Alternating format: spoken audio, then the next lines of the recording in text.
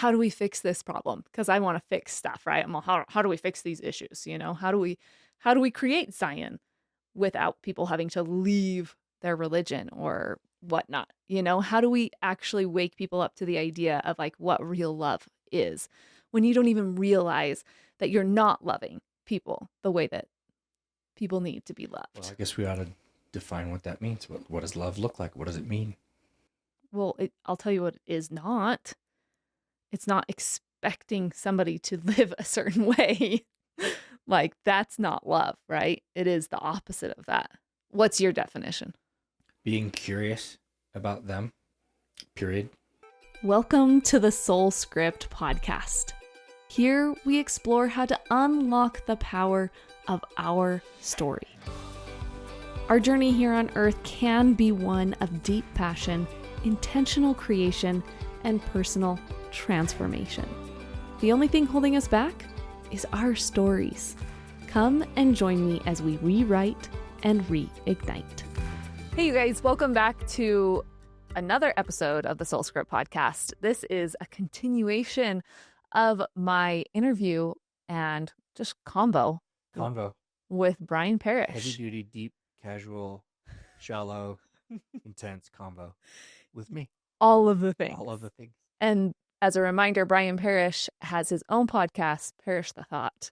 Perishing the Thought. So definitely go and check out his podcast. But we're going to continue. And, well, where I ended was philosophizing. Is this a word? Philosophizing? Now. It's like ponderizing. Yes, ponderizing. Yeah. About really big stuff about celestial beings and how we really like being in the celestial kingdom is about a state of being rather than a place. And then we were talking about, my story with the autistic kids. And these are the kinds of things that I'm thinking about all the time.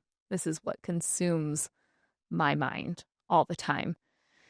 And so you can imagine how hard it is to be given the opportunity to teach and then to be like shut down on, and me being a being of spirituality, right? And so I was shut down in my lesson with the young women. And I mean, I didn't go back to church. And, I was thinking, looking back at this situation, I think I probably could have done something. I probably could have approached the young woman's leader later and just had a conversation with her and said, this is kind of how it felt with me. And your wife actually encouraged me to do that, or she wanted to kind of be like middleman, but I didn't want to cause any trouble. I didn't want it to go any more than it already was. And I guess I didn't want to feel more pain than I already had felt. And so I told her, no, I don't want to do that. Like, I'm just going to let it be. I know that she was doing what she thought was best, and I just don't align with that anymore. And so I'm going to walk away. And so I left the church. But that honestly, it caused me to stop doing coaching. Like, I used to do one-on-one coaching. I stopped doing that. I stopped podcasting. I stopped talking to people about anything that I believed in. Like, this kind of conversation wouldn't have happened during that time period, the last year and a half. And I remember thinking, well, there's going to be a time when I can return back to podcasting, but I just couldn't for a long time because it felt so hard. Well, that wrecked you to your core, and that was being the spiritual being that you say you are, and to have someone just frivolously shut that down in a context where you could have reached many, many youth and adults with a unique perspective on something that we're afraid to talk about, which is or should be part of our vernacular on a regular basis. Mm-hmm. That was a big word. I almost had to look it up before I said it. Congratulations. Vernacular. You sounded very intelligent in that moment. From time to time, intelligence does ooze out. Seep through. A little. Between the redneck phases, it can come. I guess, I stepped away, and I think some other hurtful things was that nobody like checked in on me in a uh one-on-one personal way. There's things like notes on the door that's like, we're sorry for what you're going through and the hard time that you're experiencing. And I'm like, what? What hard time? What do you Yeah, mean? what were they referring to? What are you talking about? And every outreach, if there was any, it was very superficial Mess. and anonymous. Yes, anonymous. Nobody wanted to talk to me face to face. And I mean, Well, you are poison. I mean, let's just. it's right. Well, because I could latch on to them, and my evil ideas could seep into them. Lead them astray. Yeah. You evil, Yeah. sinister being. Well, and then here's the other thing, and I didn't even think about this in the beginning of our conversation, is that then Denali, my daughter, stopped going to church. And then she heard through the grapevine that one of her friends could no longer hang out with her because she was no longer going to church. And that caused her like immense pain. I mean, we have like a girl who's going through her developing stages of who am I? Where do I fit into the world? Where do I belong? And somebody was like, because you don't believe in this, I can't hang out with you. And in reality, they don't know what she believes because they're not asking her. They just assume. No. It's assumed what you believe and don't believe. Yeah. Which is, the whole definition of assume, as we know what that is. Yeah. I mean, it affected Denali so severely that we decided to go to the church activity not too long ago, and it was like our first activity at all in any way back, and it was the trunk or treat. And so we were like, yeah, we can show up for some trunk or treating. And I ended up getting sick and not being able to go. So Andrew took the girls. Denali dressed all up in everything. She was in her costume. The kids are all in their costume. And the two younger get out of the car and go and trunk or treat. And Denali could not get out of the car. And she just sat there and sobbed the whole time, talking to her dad, trying to work through this because of that pain of like, I'm just going to go out there and people are going to judge me. And she truly feels so judged. That breaks my heart. Yeah. So, I have had to coach her through many experiences because I can see her growing angry towards the church and the members of the church. And so I tried to have conversations with her about, hey, these are people who are doing the best that they can with the information that they have. They really are trying, and it's not personal. Like, I'm really trying to coach her through, we don't just hate all Mormons because they're Mormons, right? On the other side of the fence, because we can do that.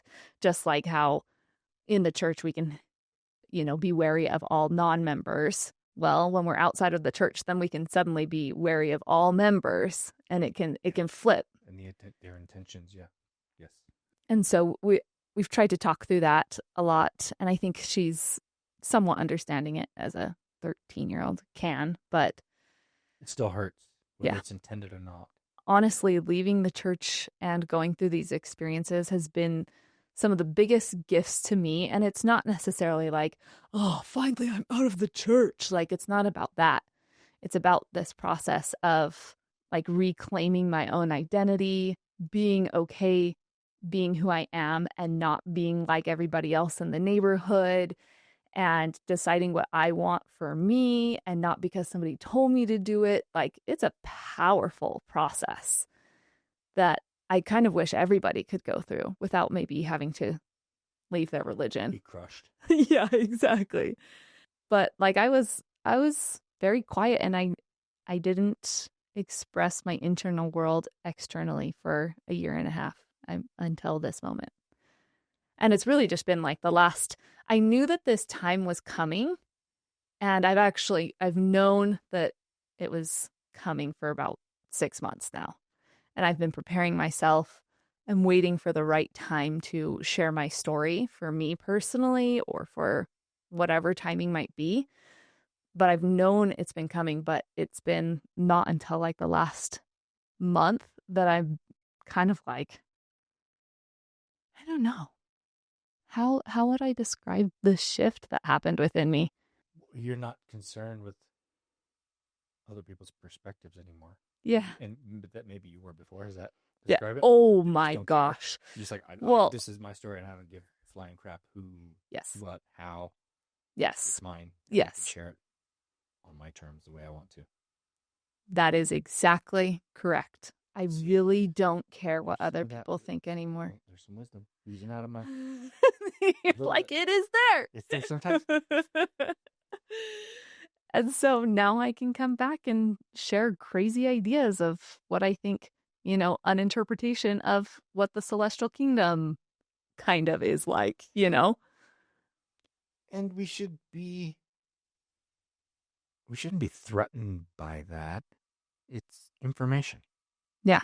And you can do with it what you will. It's not like contagious. Yeah, I know ideas are, you can influence and all that, but yeah, I had this idea. And again, I think church should be the place where it should be free, like the public square, the town square. We should be able to talk about ideas.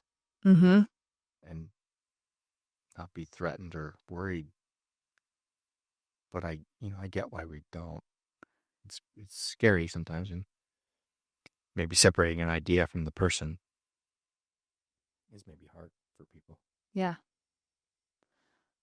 Well, I mean, I have a friend group that we just started doing Marco Polo. You know what Marco Polo is?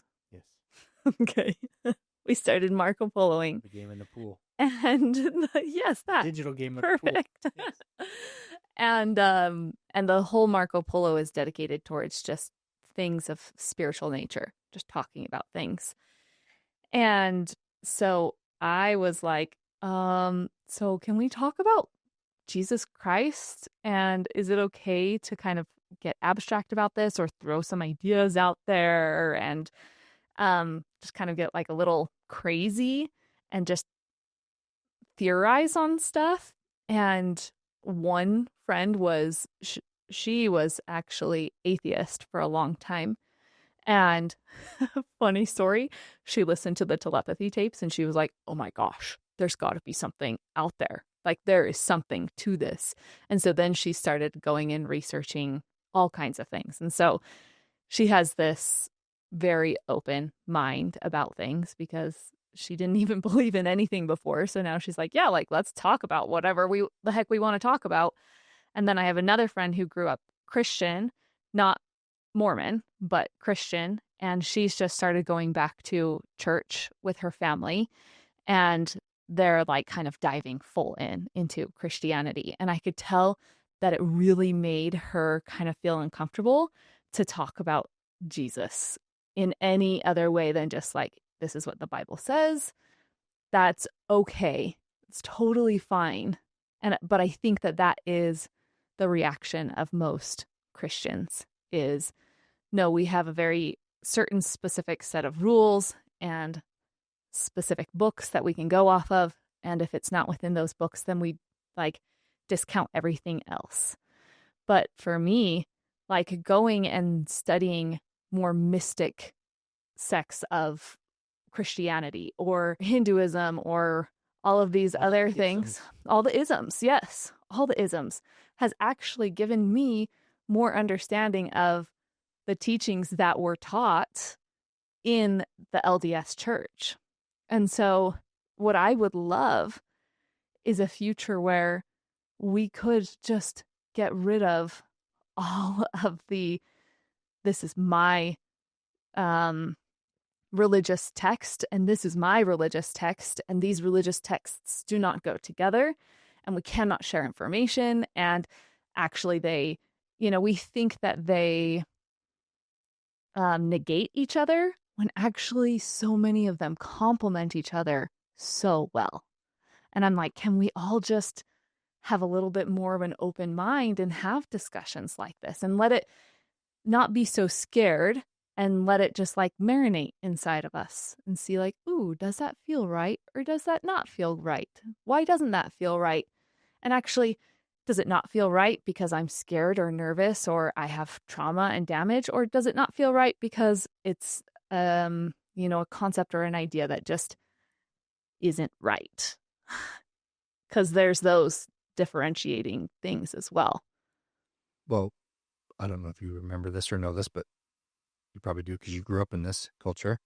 But President Gordon B. Hinckley said, bring all the good you have and let us see if we can add to it or build upon it. I'm probably paraphrasing it, but bring everything you have. And if we can add to that, great. What's the downside? Yeah, I love that. How could that be threatening to somebody? So for you, what do you think, like, I don't know, like, let's say you went to church on Sunday, and I don't know how Sunday is for you right now, but let's say like an ideal Sunday. What would that look like? I go to church now to see who I can love. I'm scanning the cultural or the whatever, what's the chapel. Mm-hmm. I forgot what it's called. The big room where we meet, where we Jesus and that room. I'm scanning to see who I can talk to or who I can tap on the shoulder or because I outside of that I don't get it's honestly frankly very boring to me and it has been for many, many, many years. And I'm trying to wrap my brain around what that means. If this is supposed to be the most important thing in the planet and the sacrament meeting is supposed to be the most important day of the week, why do I fall asleep every Sunday? Why do I find it excruciatingly boring? And from time to time, someone will speak and I'll grab something and someone could say, well, you're coming with your hand over the cup. You're not willing to receive anything. Maybe so. Might be truth to it. I don't know. But I look at who I can help, what I can do, what I can give. If there's whoever it may be.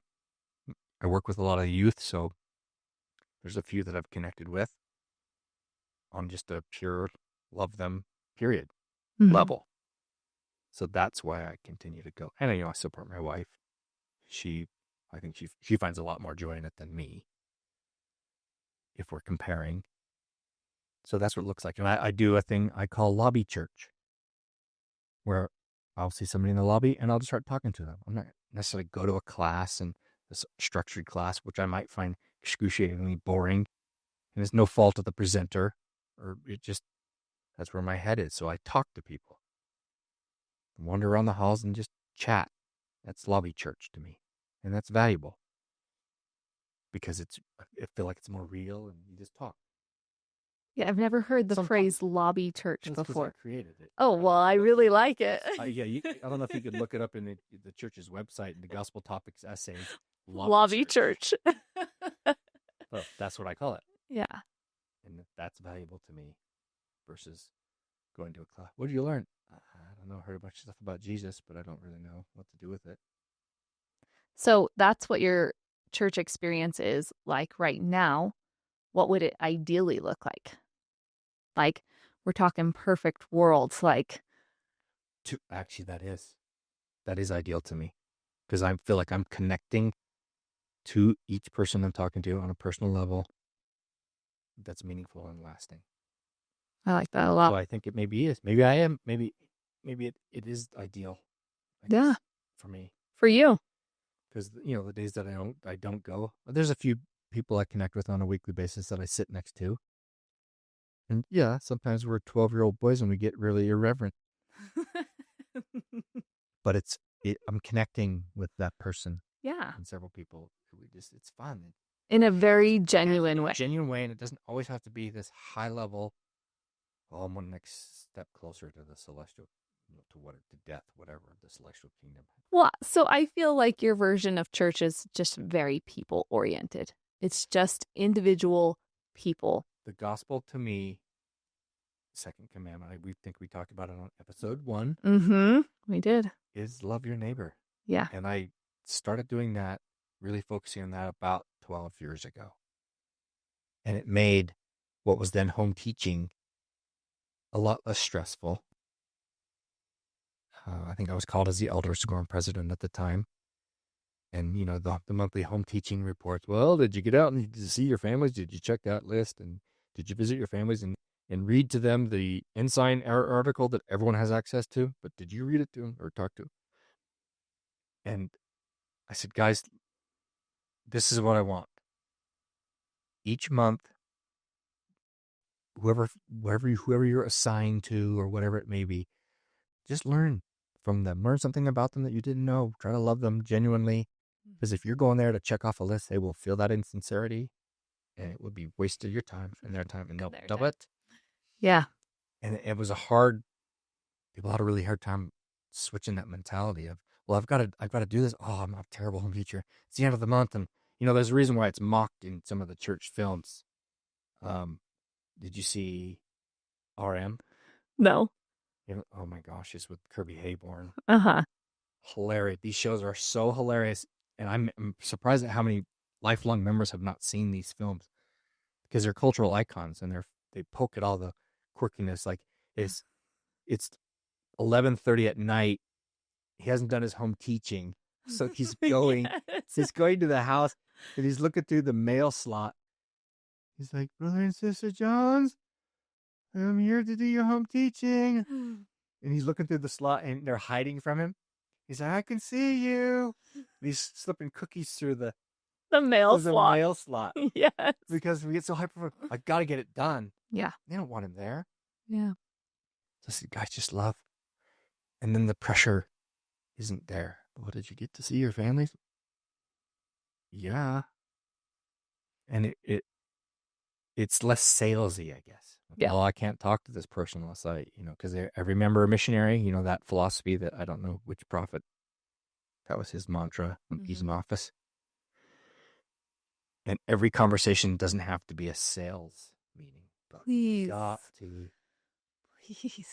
Please don't be a sales meeting. It doesn't love them. And, being in board council meetings and talking about families that were less active or having, and it's like, we got to get them to come. We got to get them back. As long as they're coming and doing the things, yeah, it has the appearance of, well, they're okay. Yeah. Well, maybe find out why they don't want to come. I mean, there's some young men in our area that don't want to come, and they get made fun of by the other young men, and I see that on a weekly basis. And that young man doesn't come because there's certain boys that he finds rude and offensive to him. Mm-hmm. And then there's some that are good, that are just genuine, and he loves that. But why are you asking why he's not coming? Yeah. And be genuine. It's like, is there something in person, not with a note or some cryptic coded Relief Society message? Yeah. And with a conference talk link through an email, something that's just, there's another family in our ward who they've left. And she told me that no one has reached out to her either. None. Personally. They'll give, they'll leave baked goods on the porch. Do I know this family? You do. I was going to say, I think this individual specifically has gotten it way more than me, because we had moved into the ward and then I left like a year later. You know what I mean? So I didn't have time to establish a lot of relationships, but this family did. And so I think that she gets it, or they get it a lot more than I do. In fact, she asked me one day, she's like, can you send a message to whoever's in charge that just tell them that people can talk to us. We're still the same people. Yeah. We're okay. We're not tainted or poisoned. But they'll get their kids will be out playing in the yard, and people will drop off stuff to their kids to deliver to the parents because they don't want to come in. And, I don't know what their people's motivation is. They're afraid or whatever, but she's like, that hurts because we're the same people. I mean, so I've thought a lot about this, because I've thought about how I didn't even recognize this kind of behavior, or that it was weird or wrong, until I left, and until I was on the other side. And when we talked about in episode 1, where I was like, oh my gosh, it was when I started stepping away from the church that I realized how hurtful my actions were to other people. Like I would stop hanging out with people when they left the church. I have a very specific friend in mind. We hung out with them on a very regular basis. We played games with them, and then they started leaving the church. And I don't think I consciously did it, but I did stop hanging out with them as much when they left the church. And it wasn't until I left that I realized how stupid that was. It's an unconscious ostracization. Yeah, it deeply unconscious. And so, how I've thought, well, I don't want everybody to have to leave the church because that's not my goal. My goal is not, if I have any goal in mind, it is not for people to leave their religion or their church or whatever it is. But I do have this idea where I'm like, I would love for there to be more unity because, I mean, if we talk about the concept of Zion, I think that often we think that Zion means everybody is converted to Mormonism. Conformity. Yes. Yes. But in reality, it's no, we love everybody, which means that we don't care if they're part of our religion. We love them, but truly love them. And I feel like my concept of loving another person was so wrong, was so tainted or whatever. And I didn't even realize that it was. So I'm like, how on earth do we how do we fix this problem? Because I want to fix stuff, right? I'm like, how do we fix these issues? You know, how do we create Zion without people having to leave their religion or whatnot? You know, how do we actually wake people up to the idea of like what real love is when you don't even realize that you're not loving people the way that people need to be loved? Well, I guess we ought to define what that means. What does love look like? What does it mean? Well, I'll tell you what it is not. It's not expecting somebody to live a certain way. Like, that's not love, right? It is the opposite of that. Isn't it just love you no matter what? And we can talk about boundaries and not letting people walk all over you, blah, blah, blah, blah, blah, blah, blah, right? That's part of like, some people are like, well, if I love people unconditionally, then I don't have any boundaries. But that's not true. You can still have boundaries and love somebody unconditionally. But what's your definition? Being curious about them. Period. Here's an example. I have a family. Who is my brother? He may listen to this. I don't know. But there was a time I have two brothers. Not that that's relevant. It's relevant. Brothers. But we need to know. One of them started, he likes to eat like meat, barbecue, and smoking meat.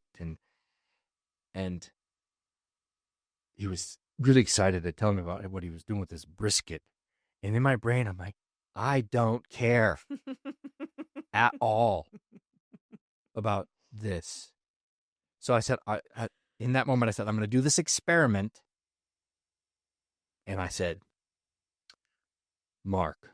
So now we know which brother. If what is listening to this, Mark? I wanted to be interested in his, because that was important to him, and I could see that he was excited about it. I said, what is it about smoking meat and doing all these things is so exciting for you? And of course, he proceeded to tell me all these things that he loved about it. But in the asking of that question, I felt myself physically be interested in something that 2 seconds before I wanted to blow my brains out if I heard any more about smoking meat. I'm just laughing because, like, I mean, I think all of us have been in this situation before. Be curious. And then you become the most interesting person in the world. Yeah. By being interested. You know, the whole phrase is, if you want to be interesting, be interested. Yeah. Oh, yeah, absolutely. Otherwise, you're just kind of boring, grumpy person. But I'm like, tell me about that. What does that look like? It's fascinating, and it just opens your, like, you can feel yours on a cellular level. Like, ooh, that's exciting. Like, I don't know squat about what you're telling me, but tell me why that's fascinating and let them do the work. Well, because when we shift into when I say I'm curious about this, that automatically turns down our I'm judgmental of this. Tell me about that. I don't care what the answer is. It's not going to affect me in a negative way. Like, I have a friend who she has a podcast called Heidi's Lemonade Stand, and she used to have a radio show in Salt Lake like 25 years ago, doing that same thing, making lemonade out of lemons. You know that phrase? Mm-hmm. And she had some really like people on her show that she was like the polar opposite on every level of, and she was just curious. Tell me about that. Instead of, Yeah. oh, that's icky. That makes me feel kind of, I don't know if we talk about this because that makes me feel uncomfortable. She just leaned into that, Mm-hmm. and she's a amazing human for all the people she's talked to and learned from, and it totally against everything. I wouldn't say she's Molly Mormon, but she is Orthodox family Mormon, multi-generational. Mm-hmm. And she was talking to some people that were not that at all and loved it. And she's not worse off. Her values aren't diminished at all for doing that. In fact, better. She's Yeah. a better human. Like, well, Christ, he hung out with everybody, Yes, he right? did not In hang out. theory, according to Yeah. all these stories about this Christ said what he said and did what he did, then we have a lot of work to do as humans, because it's hard to hang out with people that, politic-wise, they believe something. Years ago, I hated anything from the left because I was raised hardcore conservative. It's all I knew. It's all I consumed for 20 plus years, 25 years of my life. And I was afraid of anything that was not from that camp.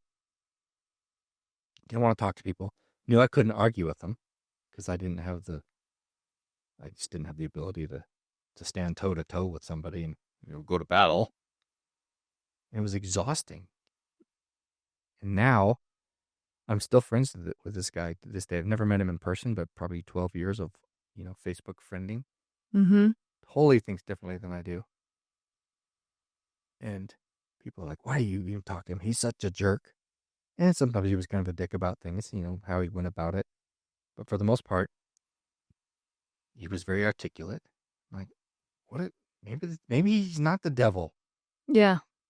Maybe I should just listen. And what's the downside?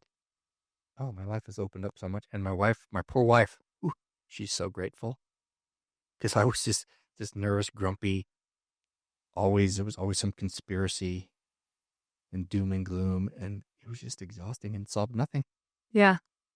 And I'd love to have video of how I was. Or even audio of how I was. I'm sure she's like, you were so negative. And I was. Really? Yeah. I cannot imagine a negative Brian. Oh, no, he's there. He's quite very, just about this far below the surface. Is there. He is not that far away. He's a little trigger and he comes out. And yeah. Yeah. Oh, yeah. That's what I picked up from my dad. Just finding the dark side of everything. And I did. And I don't do that anymore. I was never curious. Nope, that's crap. I don't want to hear it. Closed off. You're afraid. Like your fortress is going to be penetrated by. So would you say that your curiosity was an antidote to that negativity? Yeah. So I just didn't care anymore. I mean, I cared in a different way. I didn't. Yeah, cared about learning new things, learning from people, and it's energizing and freeing. Yeah. Freeing. I'm not a slave to my preconceived ideas about things anymore. That's really cool. I love that what you did was took a concept that's really hard to even comprehend, the idea of love. And all of us experience love in a different way because, we all had different childhoods, we all had different upbringing, whatever it was that made us perceive love in a specific way. Like, oh, well, for some people, love is conditional. That's the definition in their mind. This is what love looks like. For some people, love looks like trying to get people to go to church, right? And I like that you took this concept of love and put it in a really pretty simple way that I think people can look at and be like, oh, okay, remember, like, because we all kind of want, I don't know if you're like this, but I kind of want like a guideline. Oh, okay, everybody wants a guideline, right? Everybody wants to know if they're meeting a mark or where they are, that kind of thing. But what I'm saying is, like, you took something and made it like tangible. Am I curious about this person? And that can help me, one, love them. But then two, you were talking about how it helps you to go out of your own negativity and that it set you free. It took away the binds of your perceptions, right? That's Yeah. pretty cool. Keeping it simple, because my brain is very simple. I'm not a complicated human. Yeah. I think, and I need it simple. Mm-hmm. Like, this is how it should be, and just practice this. Yeah. Easy, simple. I don't know. Maybe it's not simple, but it should be more simple than we make it. Yeah. No, I really like that. Without shooting on somebody here. Yeah. No, that's perfect. That's a wrap. Mic drop. There we go. If we had one. Oh, we have. We do have some mics, but I don't want to drop these mics. No dropping of my mic. Well, thank you for being willing to, on this episode, share more about you, because I feel like on episode 1, I talked a lot. All about you. I know, right? It's, yeah. Well, yeah, but still, it was important for me to share that story. But I really appreciated seeing your kind of side and learning about love from you and what church looks like from your perspective and what it could look like. Okay, how about this? I'm going to share 3 takeaways from this conversation. Yesterday, well, episode 1 and episode 2. And then you're going to share 3 takeaways. 3 takeaways. Yeah. Okay. Can you do that? I can at least do one. Okay, we'll start thinking about the other 2. 3. And then I have to keep up with the Jones. Hello, Mrs. Jones. All right. Well, I'll do my first one and then you get to do Okay, the next one. Yeah. Okay. Volley. Let's see. Well, okay. Big one for me is a new way of looking at love, of just getting curious. So if I'm having a hard time loving somebody, I can flip that and be like, how can I get curious about this person? So that was a huge takeaway for me personally. My takeaway is that you're a pretty deep thinker. Like, deep thinker. And I know just some conversations we've had before this interview. And it's fascinating to have people like that in my world to learn. Because, yeah, you some of the things you were sharing with him, I go, oh, cool. But why not? Yeah. Like you said, what do you think about astrology? I'm like, it seems like a little money-making thing on the streets of New York City. Yeah. Hey, can I read your palm or give your fortune? Like, whatever. It's fun, entertaining, might be an ounce of truth to it. I don't know. Yeah. That was, I guess, have this philosophy of, in terms of like healing, all forms of healing have their place. Mm-hmm. So why not look at, I used to poo-poo that all the time, and the zodiac and your sign. When were you born? And if the Mercury is in retrograde, I don't even know what that means. But belief is a very strong thing. Well, the way that I've looked at that is, and not just astrology, but all kinds of things like that. You know, if somebody wants to do tarot cards or if they want to join the Sufis. Have you ever even heard of a Sufi religion? Yeah, you told me about Sufis, so that's all I know, that you've told me about them. And I think it's just fascinating because I'm like, how are there all these religions that I've just never even heard of? Anyway, we don't even need to go into that. But what I'm thinking and my philosophy is that God, whatever form God takes, is so loving and no matter what, however you're going to show up, there is no doubt in my mind that they are going to show up for you, however it is. So you want to speak to them through tarot cards? Like, yeah, sure, let's do it. You're going to go inwards. You're going to think and internalize this inner world and also think beyond yourself and try to understand things of a spiritual matter or things of God. They're going to show up. So, sorry, that was like a side tangent. No, I just saw this come across my social media feed the other day about God, something to the effect of God will appear in a form that works for you, that you can recognize. And there was 2 movies that did that. Well, one is pretty recent. One is a long time ago. It was called What Dreams May Come with Robin Williams and Cuba Gooding Jr. Did you ever see that? No, but it sounds like something I have to watch. Trippy. Yeah, it's him and his wife. I think their son takes their life, and then she takes her life because she's so distraught, and he goes to find them. Robin Williams. Oh my gosh. Find them both, or find her, or some. And how God shows up is really true. And then The Shack. Oh, I have heard of The Shack. I haven't ever seen it, but I've heard of it. Yeah. And it's like where people go in and it's different people and they go into this shack and God shows up in different forms. A little, without giving away the plot. Okay, don't ruin it for me. Yeah, it was because we don't know what God looks like. Yeah. We don't know, nobody, to my knowledge, that's why there's no images of God unless you think Christ is God. Yeah. There's all these images of what we think Christ looks like. We don't know. Yeah. Okay, so that was a total side tangent. That's all right. This podcast is called Tangent. Tangential topics. Okay, so takeaway 2 for me. Well, it's been, hopefully this isn't like too self-centered or something, but it has been delightful to see me grow, to see me from, when I had this experience in Young Women's, teaching Young Women's, to where I am now. And I really feel like anybody could hear what it is that I'm talking about and they could say anything. And there could be 1,000 negative comments on this podcast. And I really feel like, of course, there's a human part of me, there's the ego part that will always be there. That'll probably cringe a little bit.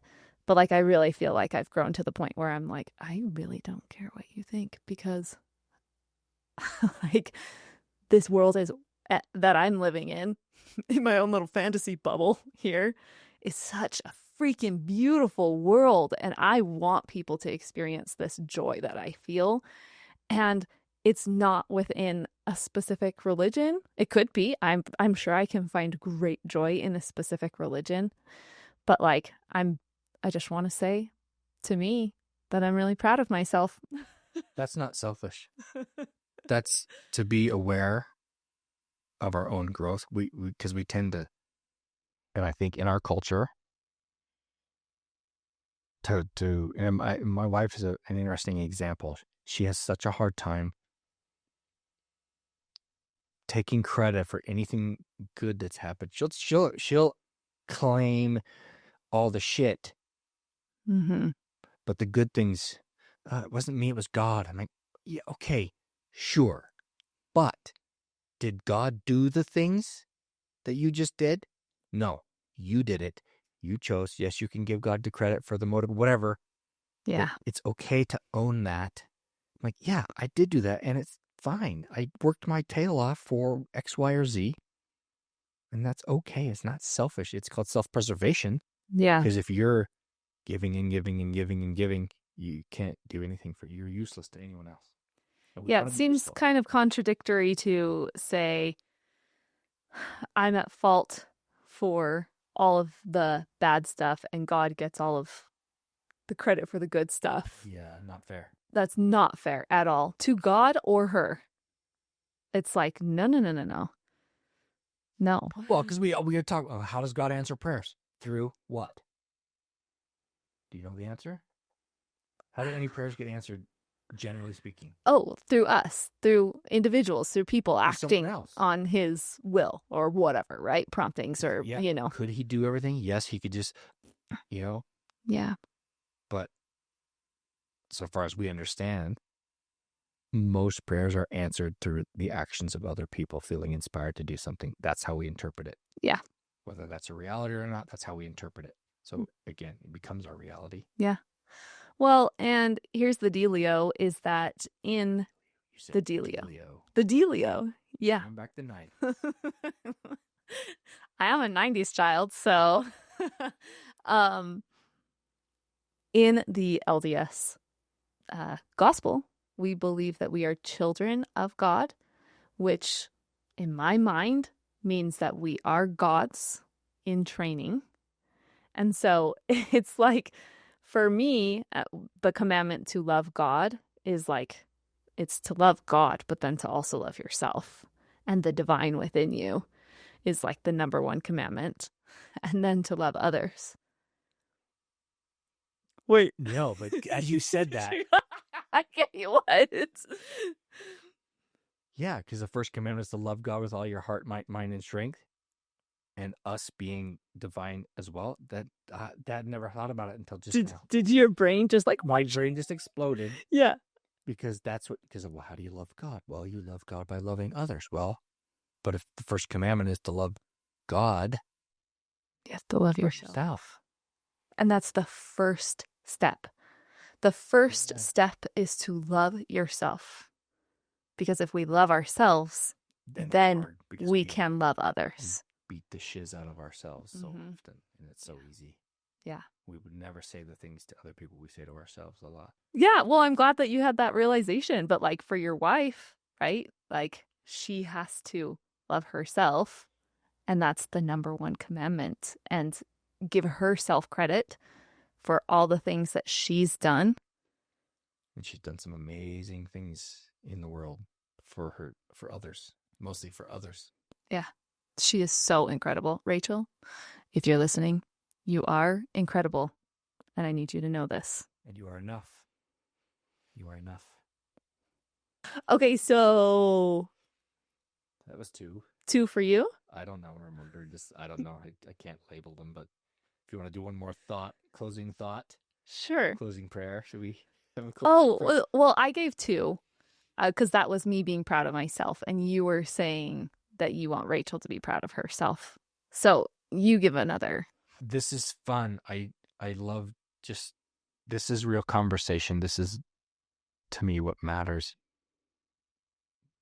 is getting to know people. And I guess that's why I do a podcast as well. So I'm like, and yours is more you talking, but